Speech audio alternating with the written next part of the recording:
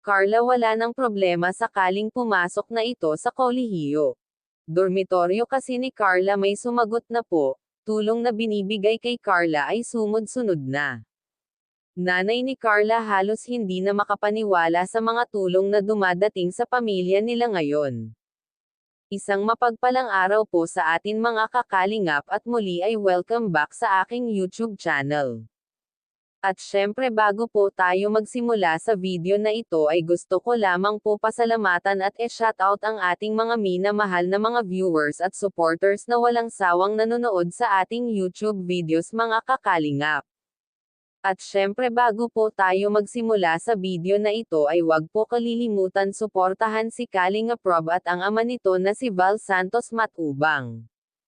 Actually po mga kaibigan si Carla po ay magka-college na ngayong darating na pasukan sa next year, at kinakailangan nito ang boarding house dahil malayo sa kanila ang paaralan, kaya ang mga supporters nito at sponsor ay sila na mismo ang nagmamuni-muni para wala na si Carla pang problema sa sunod na pasukan. Ang tanong ng karamihan sino itong misteryosong lalaki na sumagot ng dormitoryo ni Carla.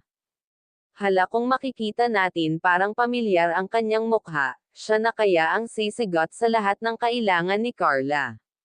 Yan po ang aalamin natin sa video na ito mga kakalingap. Actually po mga kakalingap at mga ka-viewers siya po ang dating sponsor ni Erica na bigatin at ngayon lang naman siya lumitaw. Marami na si Kuya Rab baguhan na beneficiary pero kay Carla lang ito nag-offer ng ganitong tulong.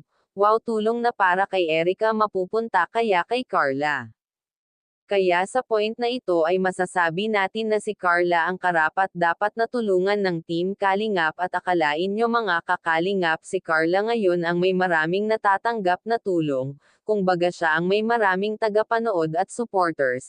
Malaking improvement ang nakita ng pamilya ng mga supporters kay Carla matapos ang sunod-sunod na biyaya ang dumating sa pamilya ni Carla. At hanggang dito na lamang po ang ating mixing reaction again maraming salamat sa panonood.